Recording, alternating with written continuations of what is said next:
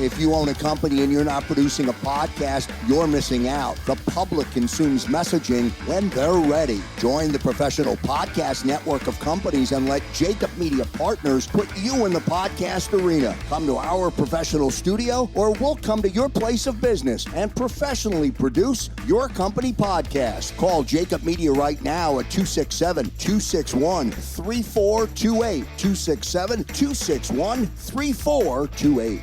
Across the Jacob Media Network, welcoming everyone to another edition of the Labor and Energy Show with JDoc and Krausey. JDoc, before we begin, a question for you, a one-word answer. How many years now have we been educating the public on this platform, the Labor and Energy Show? So we're going on 4 years. All right, so we're going into our fourth year. Big announcement today, JDoc, and I'll let you talk about it. The Labor and Energy Show is now available on Apple TV, Roku TV, and Fire TV through a partnership with NetStream. Big stuff for the continued expansion as we continue to reach the masses and deliver educational content right here on the Labor and Energy Show.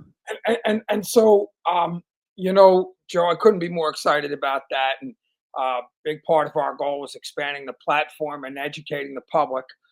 And so this new partnership with NetStream Networks, okay, that allows us to be available and accessible on Apple TV and Fire TV and, of course, Roku TV is huge for us. And so I'm glad you mentioned it, obviously, because it just gives us, another way to reach the masses, and we couldn't be more excited about it. And we still have our radio platform and our digital platform, so couldn't be more excited, buddy. Yeah, 365 degrees of saturation here at the Labor and Energy Show with JDoc and Krausey. Good show lined up today, JDoc. Set the listening or set the table for the listening audience. Yeah, Joe. So today we have Michael Stivala back on the program, President and CEO of Suburban Propane Partners and Suburban Renewables. This is our educational broadcast on propane. Okay, what people should know about propane, but they don't. And it's really amazing. Michael has been on the show previously, and when you think about propane, you think about your barbecues, and it's a big part of our life.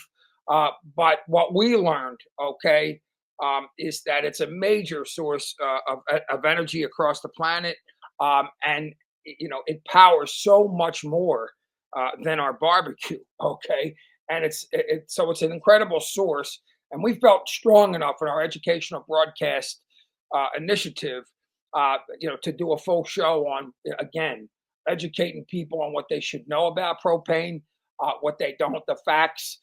And there's nobody that I can think of more than Michael Stivala to bring that and deliver that message. So really excited about it, Joe. People should sit down and listen. And if you're driving or wherever you're consuming the information, you wanna be here for this. And by the way, we're going to learn a lot about Suburban Propane and Suburban Renewables because propane is a big part of the energy transition. It's a big part of our traditional energy as well. So it's going to be a fantastic broadcast. Yeah, no doubt about that. We'll get started. If you're listening on 1210 WPHT in Philadelphia, we thank you for being there. Don't forget, we do also upload all of our shows to Apple or Spotify. So if you consume content via the podcast version, you'll find this show posted there as well. This is the Labor and Energy Show with JDoc and Krausey. We'll get started after the break. Welcome to the jet setters and the high rollers, to the thrill seekers and the night owls. Welcome to everything you could possibly want on one 5-mile island. Welcome to the Wildwoods. Book your stay today. If you own a company and you're not producing a podcast, you're missing out. The public consumes messaging when they're ready. Join the professional podcast network of companies and let Jacob Media Partners put you in the podcast arena. Come to our professional studio or we'll come to your place of business and professionally produce your company podcast. Call Jacob Media right now at 267-261-3428. 267-261-3428. 428. All right, ladies and gentlemen, welcome back to the Labor and Energy Show on the Jacob Media Network. I couldn't be happier than to have Mike Stivala back on the broadcast. Michael, welcome to the show. Hey, great to be back, JDoc. Hey, congratulations on being picked up by some additional streaming programs, and really great to see the podcast taking off the way it is. And you guys are doing an amazing job. So congratulations. Well, and thank you for that. And of course, we have great guests like yourself that have helped that process. And I can't. You were on the show recently, I believe, back in March, and the education and the information that you provided, really blew us away, really, because propane, people would think it's and it is. It's a big part of our social life, and we typically stereotypically think about it for our barbecues and it's a big part of our life. But we learn so much more. It's a part of the transition. It's a part of our primary traditional energy resources, and so we couldn't be happier to have you back on the program. But before we get started, Mike, remind our listeners, if you will, a little bit about yourself and your pathway and role as president and CEO of Suburban Propane and Suburban Renewables. Yeah, great. Thanks, JDoc. So I started my career over, 35 years ago in public accounting. So I did 10 years in public accounting with, back then it was Coopers and Lybrand, and then PricewaterhouseCoopers. And then I joined Suburban in 2001 in the finance area as the controller, and then ultimately CFO in 2007. And then I took over as CEO in 2014. So just finished September, 10 years running the company, and I'm really proud of that journey. Really proud of my career here at Suburban Propane. One of the things that I think we may have talked about before, but the longevity of people at Suburban Propane is really an incredible thing. Something that we're always very proud to tout. We have almost 30% of our employees have been with us for more than 15 years. And it's just an incredible culture, and it's certainly something that I'm proud to be a part of for the past 24 years, and to be driving for the last 10. Suburban Propane is a great story. We founded the whole concept of home delivery of propane gas back in 1928. It was our original entrepreneurial founder moved out to the suburbs, and his wife did not want to cook with electricity. She needed gas, but they didn't have natural gas lines out to where they moved. And so he developed the concept of bottling gas and delivering it, and being able to provide that gas source. And so, almost 100 years later, here we are. Suburban Propane is the third largest distributor of propane in the country. We're in 42 states, and we serve 1 million customers. And so, as we talk about Suburban, and it is an awesome story, and I want to get a little bit more into the history of the company, the stability. It has a long legacy. And when you talk about how it became the first propane provider in the U.S. With nearly 100 years in the industry, how in a sense has Suburban Propane evolved to serve over 1 million customers in 42 states? Off the top, first thing I would say, and this is just from a success standpoint, great leadership. But if you would talk about it, that would be fantastic. The industry is very challenging. It's very, very fragmented. There's thousands and thousands of small businesses, and then there's big companies. There's 3 of us now, like Suburban Propane, that are multi-state, and in as many states as we are, and so it's very fragmented, very mature. Obviously, being almost 100-year-old industry, and so it's highly competitive. But one of the things that we've been successful at is Suburban Propane has always been known as sort of best-in-class operators, and that's what's allowed us to have the kind of longevity that we have as a company, to be able to sustain ourselves, to be able to attract good people, to be able to provide good careers, and have a culture where people just want to stay here. And that culture has really served us well over the years in terms of being able to attract acquisition opportunities, consolidate the industry. Over the course of just my 24-year career, I've been part of deploying almost $3 billion of capital to do acquisitions, to consolidate the industry, as well as to start to transition into the renewable space with the creation of Suburban Renewables, which I know we'll talk about later in the show. But so it's really a function of being terrific operators, having a good reputation, having opportunities to consolidate, and then having the discipline and the capital in order to be able to go out and grow the business. And so when you talk about it, so Suburban Propane is publicly traded on the New York Stock Exchange. Talk a little bit about the company's financial strength and what your current market cap reflects about the company's stability.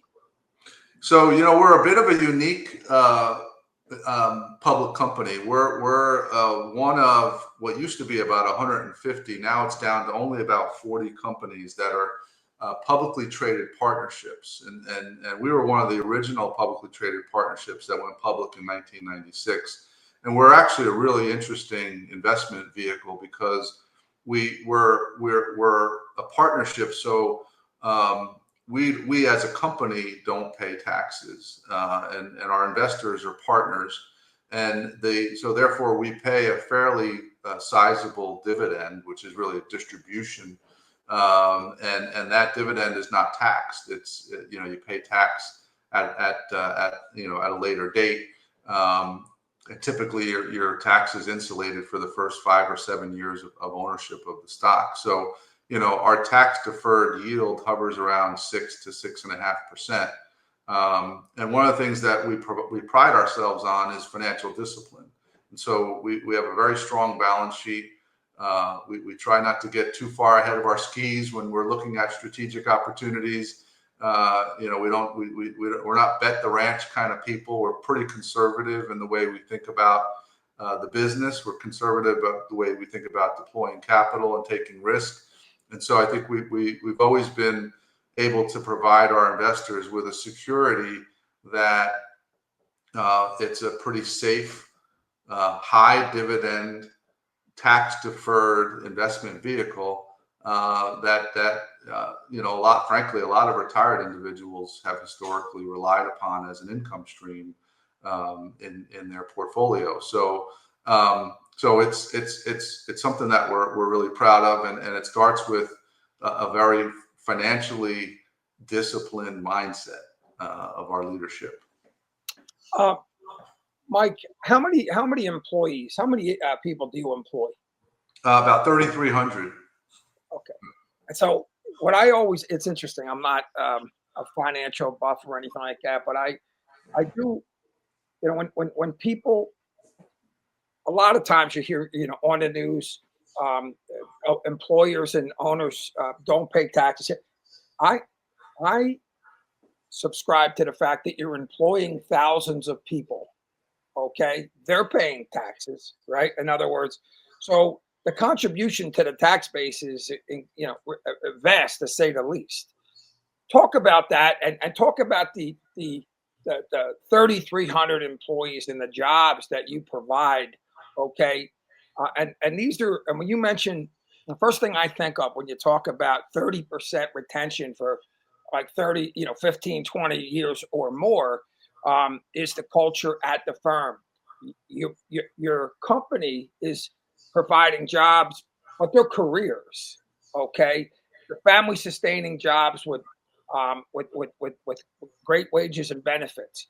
Talk about the importance of that, really, and to the culture of the company, and the fact that I never know why. I'm a big Dem, okay, and I'm a labor guy and all that. But whenever I hear somebody and I'm only elaborating on what you said, whenever I hear somebody talking about a big employer not paying taxes, I shake my head a little bit and I go, well, you employs 110,000 people. They're all paying taxes. Okay. Now that doesn't apply to you exactly.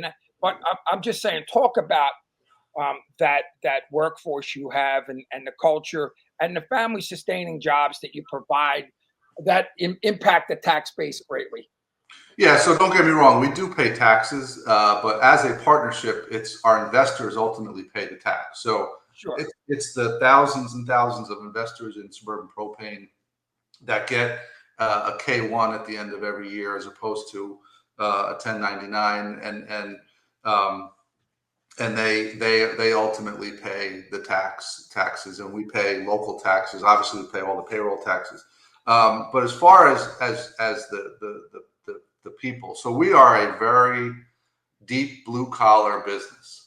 Okay, of those 3,300 employees, we have about 1,000 drivers, about 600 service technicians that are out there on the road every single day, visiting customers, making deliveries, making service calls, and meeting the energy needs of our customers when they need us the most.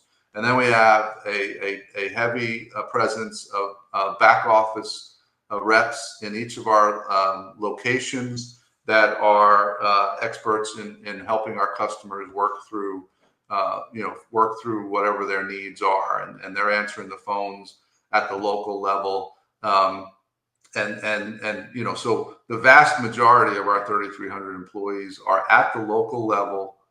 It's a hyper local business. They're taking care of their community, and we provide very, very competitive wages, a great benefit program, a great 401k with a great company match, and I think beyond that, the biggest thing that we provide is we provide that family-oriented culture that really attracts people to want to stick around. And because we're hyper local, our local teams can range from 8 employees to 30 employees. And that family culture in that local, what we call customer service centers, is really what drives the longevity of our people to want to stick around and be part of that team serving the local community. And so, I like to say, as much as we're a big public company, we are a blue collar leadership team that's leading a blue collar workforce. And the stability of we're talking about nearly 100 years. Okay, anybody in any economy, that is such a a source of security and such. And when there's nothing more important, especially when you're retaining employees and have that family atmosphere and culture. Who are and give me an idea, the variety of who are your customers? What the range of customers? Yeah, the beauty of propane is it's so versatile. So about 50% of our volume is with residential customers. So that's customers that use us from anything for their whole house, which means home heating, cooking, clothes drying, water heating, you name it. All the energy source for the home can be served with propane. And then we have some residential customers that maybe have a different energy source for some of their heat load, but they need us as a supplemental energy source for more remote aspects of their home, like their pool heater. And so about 50% of our customers or our volumes comes from the residential customer. But then the rest of it is everything from commercial businesses like restaurants and laundromats and anywhere that you can think that needs heat and hot water and cooking, that may not have either access to natural gas directly piped in, or just the convenience of having propane delivered directly to them. And then we have a very big agricultural community. We do a lot of farms. We do a lot of the wineries out in the West Coast, and frankly, on the East Coast. We do a lot of the ports. So the port activities, whether it's forklifts, whether it's some of the drayage equipment that's now running on propane, we do school buses and a lot of local municipality type trucks where you actually have a depot where the trucks or the cars are pulling in and they can fuel themselves, where we can provide a tank in the yard with a dispenser and they can dispense to their vehicle. And propane is actually the third most common source of auto gas to power vehicles. So it's highly diverse. We serve a lot of the government community. We have a lot of government contracts for different many different applications. But so the beauty of propane is the fact that it's truly a versatile energy source that can serve so many different applications, and it can be on demand, and wherever it needs to be, we can set a tank, we can get a delivery to that tank, and you'll be up and running in a matter of a half a day. So you're the company's in you service over 1 million customers, correct? That's right. 42 states. Okay. Right. And understand, I mean, there's a level of, and it's definitely, I get the blue collar, culture and the team and all, but there's a level of sophistication that's pretty huge in regards to understanding your customers, right? Especially, okay, in the internet era and okay, in digital. And so in other words, and I don't mean this, but an elderly lady who knows how to use the internet in Des Moines, Iowa, right? If they're depending on their propane, now there's all kinds of tools to sit there. And you guys have been very successful there. Talk about the importance of customer first with that kind of community and the tools that are out there in this landscape. It's awesome, but it's also it leads to a responsibility that you guys have been able to really succeed with. Talk about understanding your customers and the importance of it across the board. That's a great question, because given the fact that propane is so versatile and so many different applications, there is no one size fits all. So our people, and that's part of the beauty of having the longevity that we do. Our people are experts in what they do. It's our drivers are very technical. Our service techs are amazing, right? They're let's face it, we are dealing with an energy source that can be volatile, right? I mean, you do have to, safety is our number one priority. And you could ask any employee, I think we do a great job of communicating just how important safety is for their well-being, for the well-being of our customers, and for the well-being of the communities that we serve. So that kind of commitment to safety first is the absolute paramount for our delivery. And so training our drivers, training our techs, training our reps to even handle the phone and handle customers that may be having a problem, and trying to work them through the right steps to take is a critical component of how we train our people, and which is why it's so important to have people that have been doing it for a long time. But certainly the versatility of propane brings complexity, because every single customer's usage pattern and usage type is going to be very different. So we have to be able to understand who we're dealing with, what application it is, and be able to adapt accordingly. No question. And I don't know if we got into the safety discussion on the last show, but I'm really glad we did, because when you say safety first, and obviously we have a lot of building trades people. I remember when I was a union iron worker out in the field, we had a saying: one hand for the company, one hand for yourself. Safety is always first. We want people, obviously, coming home the way they went into work. And you guys have prioritized not only that, but obviously you have the element of the customer. Okay. And that's such an important part of it.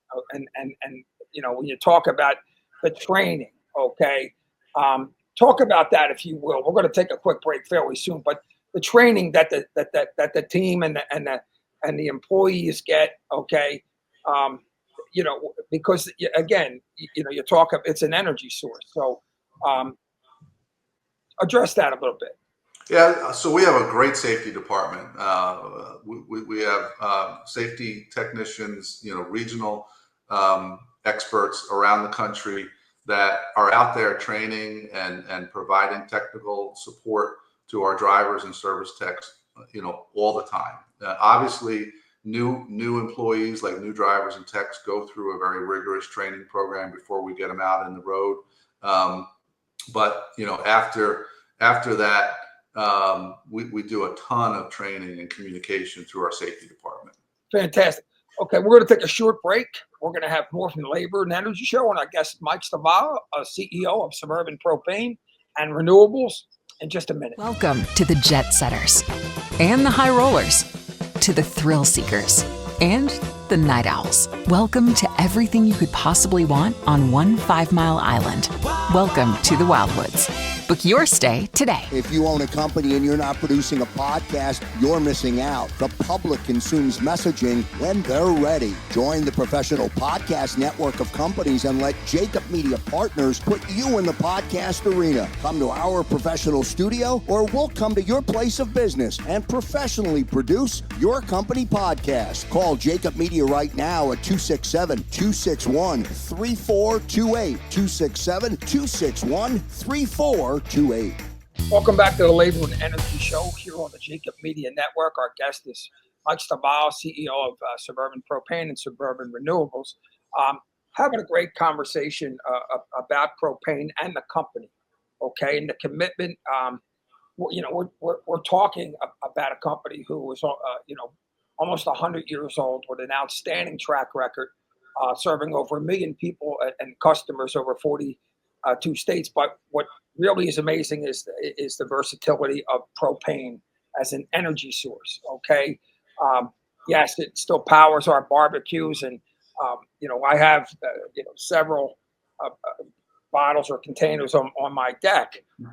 But until recently, I really did not understand the versatility of propane. Okay, and as an energy source that far exceeds the use of a lot our domestic uses as part of our social events and all those things. So, Mike, when you took over, as CEO and president, okay, talk about your vision, okay, because we have a lot of discussions on this broadcast about the importance of our traditional energy resources, okay, our petrochemicals, our natural gas, and our mining communities, and the incredible standards of efficiency, environmental, standards here in America as compared to across the world. Okay, and renewables are obviously they're a major part of the market. Okay, and we all support them, but working together, okay, is incredibly important. Okay, for so many reasons. But the energy transition, as we talk about renewals, is, if you're in the energy business and the fuel business, has to be at the top of your mindset. Talk about your vision, okay, when you became the president and CEO in regards to the company, okay, and we're going to talk about the transition, but talk about when you first started at that level. Yeah, so back when I took over in 2014, one of our strategies was always the fact that propane itself is a mature industry. There's not a tremendous amount of new growth opportunities to penetrate new applications. Although I will say that we have done a good job innovating over the past few years, more so than the industry has in decades prior. However, a lot of those gains are also offset by the fact that you have efficiency gains in home appliances, home construction, So that naturally reduces the amount of energy, or propane in our case, needed to do the job. So generally propane usage has been pretty flat. And so we're always focused on, and the other aspect of propane is because of the heat related component, there is a weather, yes, we're very versatile, but there is a big component for residential heating that is dependent on the weather. And so you're going to have winters that are warm, and you're going to have winters that are cold, and that's going to change the amount of usage that occurs. And so we always had a philosophy and a strategy that we have a great business, we run it really well, and we generate a fair amount of cash flow to reinvest in the business. And we were always focused on finding other energy related businesses to invest in that could benefit from our operating prowess. In 2019, we launched our Go Green initiative, which changed the strategy from trying to find a diversification play within traditional energy to a dual strategy of making sure that we preserve propane's role as a clean energy source. So advocating for propane as a solution for clean energy of the future.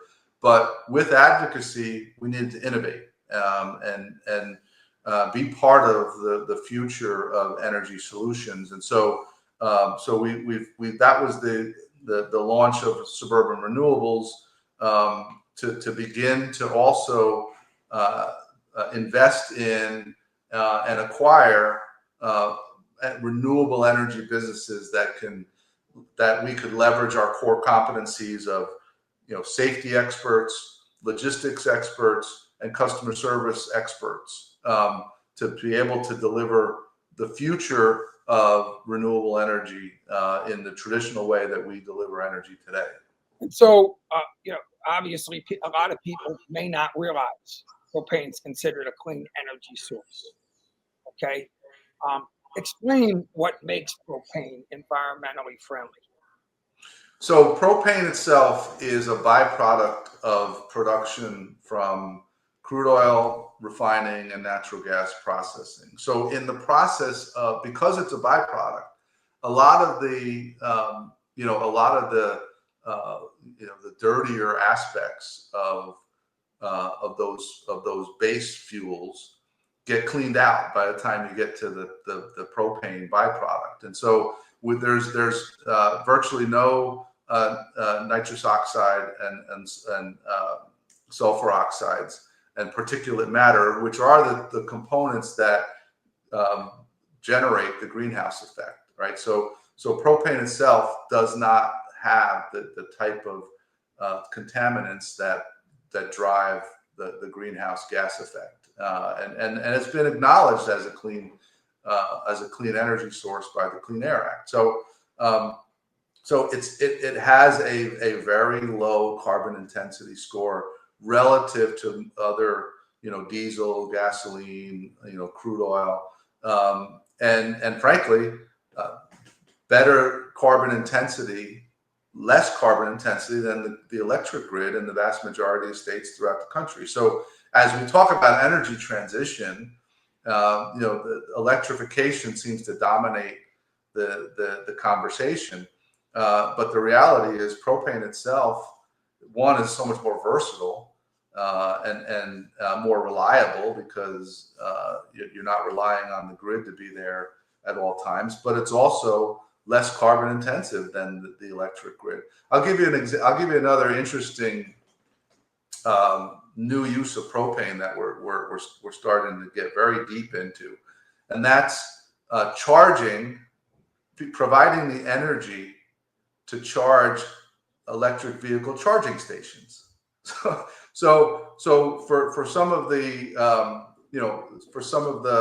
environmentally focused people that think that electrification means that we've solved the lower, bringing fossil fuels out of the equation, the reality is electrification can't get the job done. It's not reliable enough. It's not resilient enough. And as more and more demand comes onto the electric grid, that's just going to get more challenging. And so propane is behind the scenes providing that resiliency for electric charging stations. So think about it. If you think about that, it makes a lot of sense for who we are, because it's truly an on-demand energy source that we can drop a tank out in a remote location where there's a charging station for electric vehicles. We can deliver to that tank whenever it needs to. We can predict when it's going to need propane and get out there before it runs out. And nobody even knows that that's behind the scenes. It's interesting too, because the infrastructure we do not have yet in regards to electric vehicles, okay, threatens the grid. You have grid operators jumping up and down, going, there has to be an all of the above, plan. And so, when you talk about electric vehicles, hey, listen, we all support them, but the mandates, were a problem. Mike, let me ask you a question, okay? From an education standpoint, okay? Because this is the first time I've heard that, okay? How important is education and educating the public on stuff like this? Because you have an extreme element out there that might jump right in your face and go, no chance, right? Because they don't know. Okay, by the way, common sense and energy is a big part of what we do. Yeah. And I talk about America's energy security and, a lot of those byproducts and a lot of the other sources of energy. Here in America, we do it so much more environmentally, friendly, number one, and efficiently across the board. That's why at least we can control the standards, okay? Mm-hmm. There's an element out there that would have us shut ourselves down, and then we'd be dependent on our foreign adversaries, to do that. That is an extreme conversation, but it's being, it's the pushback that comes every day in your world. Like, that's an amazing thing what you just said. How important is education? Okay, talking about the opportunity to obviously fuel the electric vehicle power station, and how many people don't know that? Yeah, no, I think education, especially today, as you say, the extreme conversation on both sides, that one side that says we just have to rely on fossil fuels, and the other side that says we just have to rely on electrification. We need everything, and I think it's an education of, obviously, consumers, which you're doing a good job on this show of getting that reach out to your audience to have interesting topics. Hopefully this is interesting. Have interesting topics like this that are doing a good job of educating. But what I would also say is bigger than consumer education is unfortunately there's a very heavy regulatory hand in the energy conversation. And so we try to do as good a job as we can to get out to regulators and legislators and get the word out, because just as you just said about the not knowing just how versatile propane was, that's the same with politicians and regulators. They equate it to the barbecue cylinders and barbecue grills. So we need a lot of education to just get the word out about propane's role today, its clean attributes, and its role tomorrow as a real solution. Unfortunately, some of those extreme views exist in policymakers, and they don't want to listen to that. And what I fear the most is that we go down a path to say that there is going to be a solution for electrification, and as you said, the infrastructure is just not there. And frankly, I would say, we're never going to be able to keep up, because the amount of demand being placed on the electric grid is increasing exponentially with the advent of AI, AI, data centers. I mean, the numbers are staggering, the amount of electric demand that is going to come from that. And we're already talking about how far behind our electric grid is just to get to where we need to be today. well, what I think with everything you're talking about right now, okay, in a sense, it makes me want to just sort of jump through the computer, through the screen, and say, listen, propane, especially since it's a great source to obviously power the electric vehicle charging stations. Okay, and you mentioned the AI data centers. Okay, the grid operators. Have you had communications, obviously, with the grid operators? And I mean, they should be jumping up and down, going, okay, with all this stuff coming, we need as much infrastructure, and this seems like it'll be a great part of the infrastructure. Talk about growing the industry in areas you couldn't even imagine at this point. Okay, it's facing this. We're hearing about it every day. And any conversations in that direction? Yeah, I would say I'm more excited today than I have ever been about the conversations that we're having with different constituents, whether it's other energy providers and utilities, whether it's some of the sort of non-government entities that are out there testing out different different applications and starting to really drive innovation to lower carbon intensity and realizing the role that propane can play.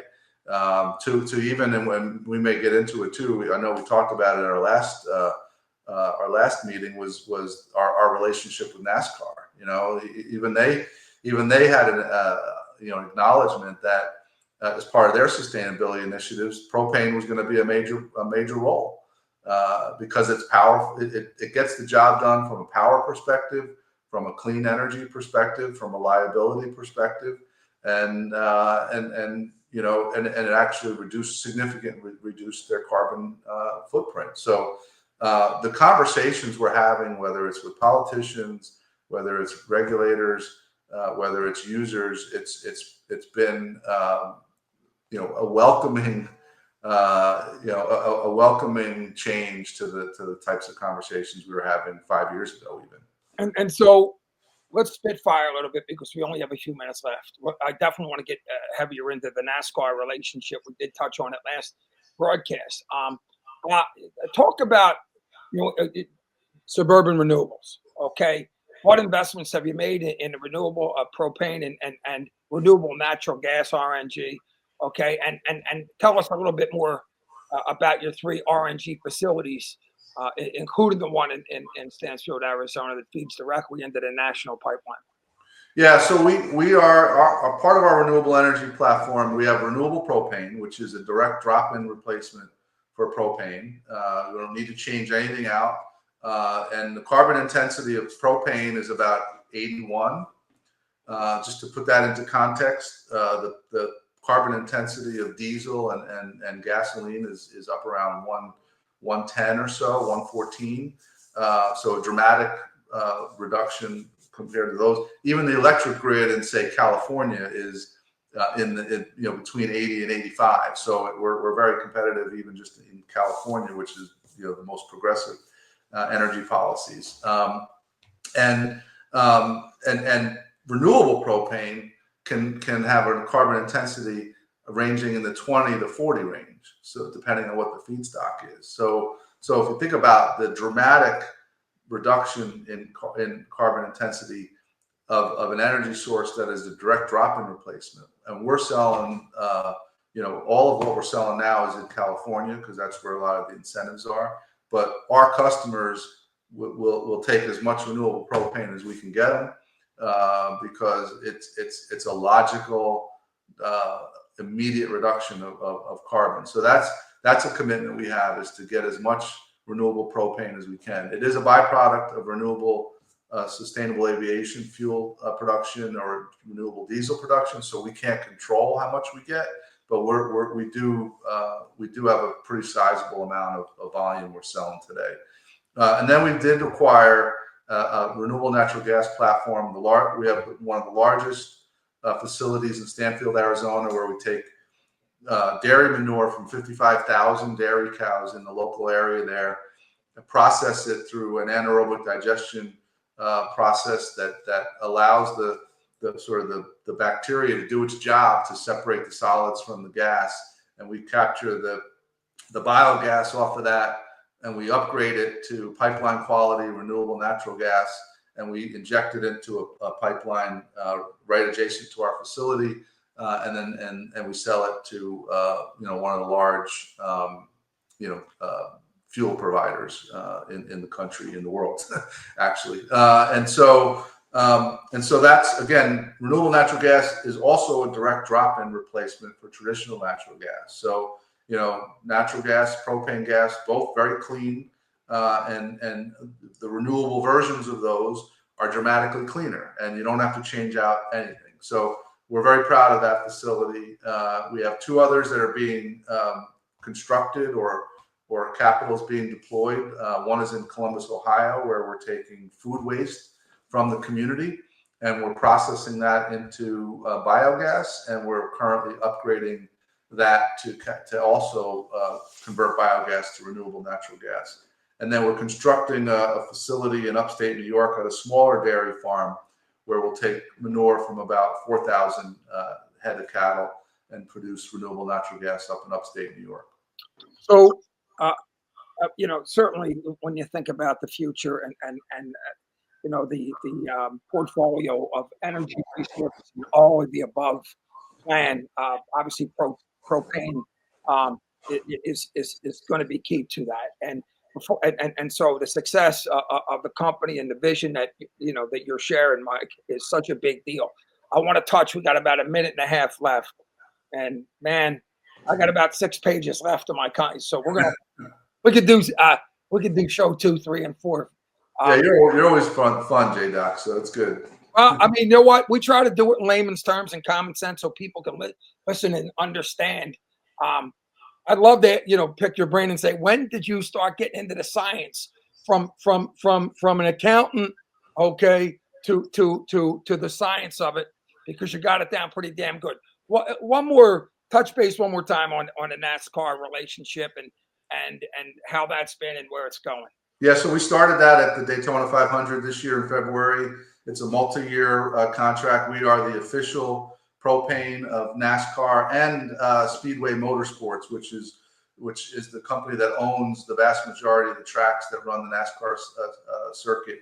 And so we are the official propane of both of those entities, which means that we provide propane for the entire track experience, and that means the concession stands, the campgrounds where the fans come to the passionate fans come to see the races. We provide propane for the RVs, for their cooking, for their showers.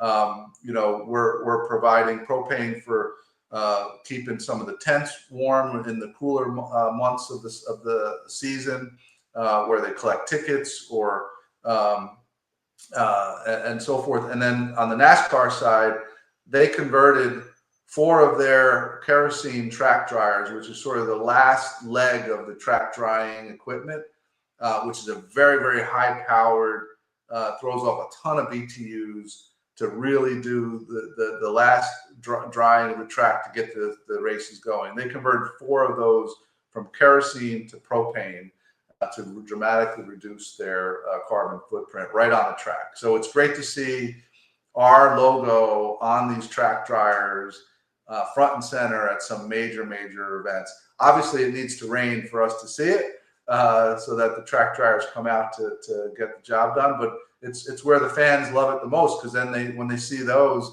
they know that the race is going to get back up and running. So it's a great relationship. It's a multi-year contract. And we've expanded it from, what was originally, hey, we just need propane for our track dryers, to, hey, how about we just provide all the propane, because you don't even know how much propane you're probably using.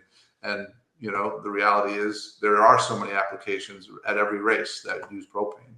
So, Michael, we didn't get a chance to get into the commitment of Suburban Propane and Suburban Renewables, the commitment to the community engagement. I know it's a major priority. We talked about it the last time. We've run out of time, but we'll get back into it the next time. But it's just another part of the company that is, such a commitment to not only our energy, but also the community. And so I want to thank you, Michael Stivala, CEO and President of Suburban Propane and Suburban Renewables, for being on the program and for spending some time with us and giving us the facts and details and doing what you're doing every day. Thanks so much, Mike. Thanks, JDoc. Good seeing you again. It's always a pleasure. We're going to have more from the Labor and Energy Show in just a minute. Welcome to the jet setters and the high rollers, to the thrill seekers and the night owls. Welcome to everything you could possibly want on one 5-mile island. Welcome to the Wildwoods.